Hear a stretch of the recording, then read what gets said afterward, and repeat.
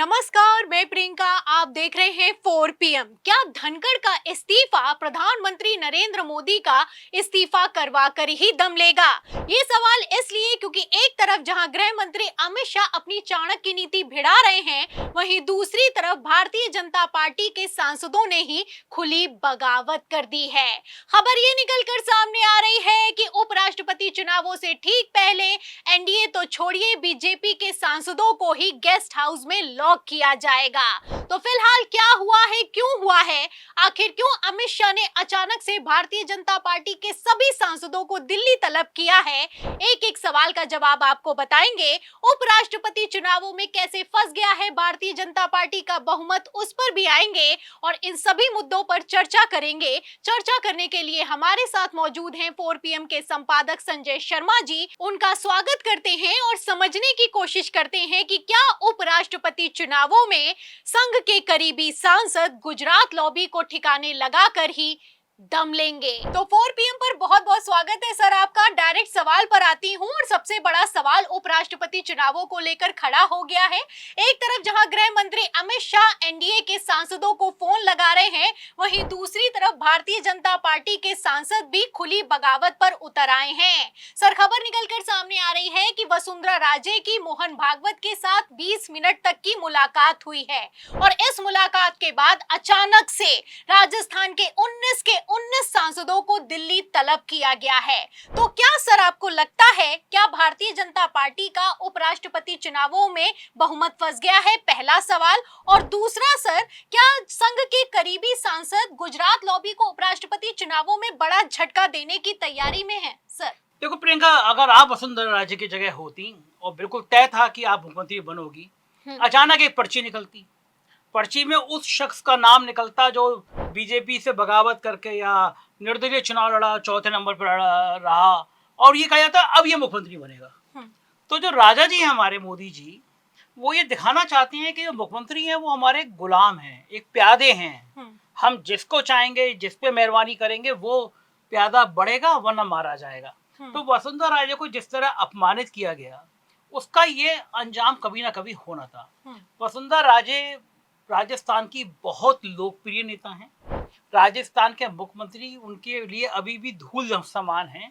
जो लोकप्रियता वसुंधरा राजे की है। लेकिन ये बात सही है कि वसुंधरा राजे चूंकि मोदी जी के एक तरह के सीनियर ही हैं, तो उनका मोदी जी को बर्दाश्त नहीं होता कि उनका समकक्ष कोई व्यक्ति ताकत में दिखाई दे। तो वसुंधरा राजे को जिस तरह किनारे किया गया, एक लंबी लिस्ट है, नितिन गडकरी हो, शिवराज सिंह चौहान हो, योगी आदित्यनाथ हो, वसुंधरा राजे हो, इन सबके दिल में अब लड्डू फूट रहे होंगे। दूसरा प्रियंका, मैं कहना चाहूंगा कि जब धनखड़ को हटाने का प्रस्ताव किया गया था, तो कहा जाता है हिंदू धर्म शास्त्रों में कि सबसे खराब चीज होती है वो अहंकार होता है।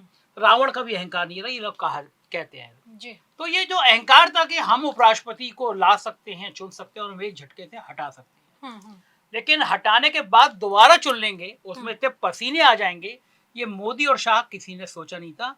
तो बिल्कुल सही कह रही हैं आप, चुनाव फंस गया है और इस चुनाव में कुछ भी हो सकता है। फिलहाल जिस तरीके की खबरें हैं, जाहिर है कि पेच फंस गया है। और इन सब के बीच सर एक वीडियो है जो कि सोशल मीडिया पर लगातार वायरल हो रहा है। इस वीडियो में मैं आपको बता दूं कि गृह मंत्री अमित शाह ने अखिलेश यादव के सांसद राजीव राय को फोन लगाया है। फोन पर क्या बातचीत हुई है, छोटा सा वीडियो है सर, अपने दर्शकों को सुना देते हैं, उसके बाद चर्चा को आगे बढ़ाते हैं। गृह मंत्री जी बात करेंगे जी।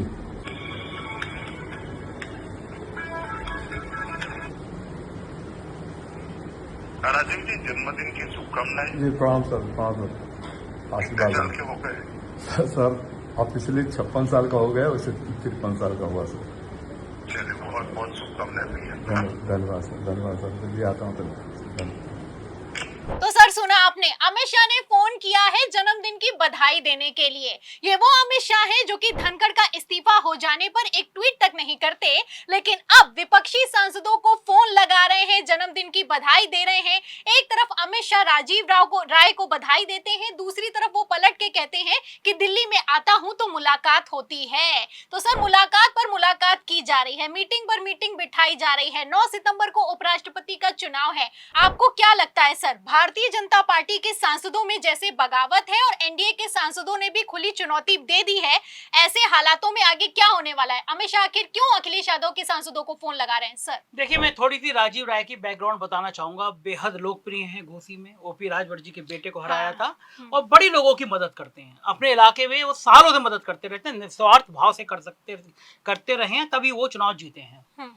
इन्हीं राजीव राय को उत्तर प्रदेश की विधानसभा चुनाव से पहले पार्टी में लाने के लिए, बीजेपी में लाने के लिए इनके यहाँ तमाम संस्थानों पे इनकम टैक्स के छापे पड़वाए गए थे। इनका घर इस तरह घेर लिया गया था जैसे बहुत बड़े अपराधी हों।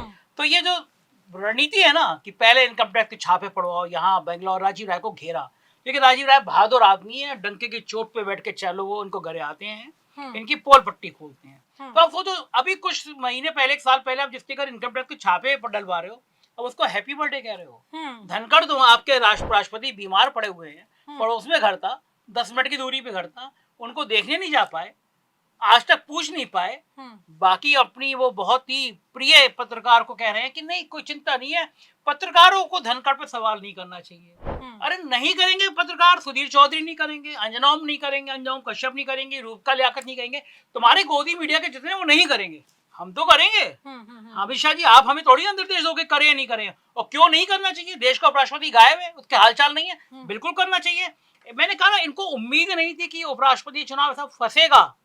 ये कभी कल्पना नहीं करी थी कि इंडिया गठबंधन ऐसी रणनीति बिछा लेगा, आंध्रा में ऐसे फंसा देगा, नायडू के स्वाभिमान का प्रश्न बना देगा।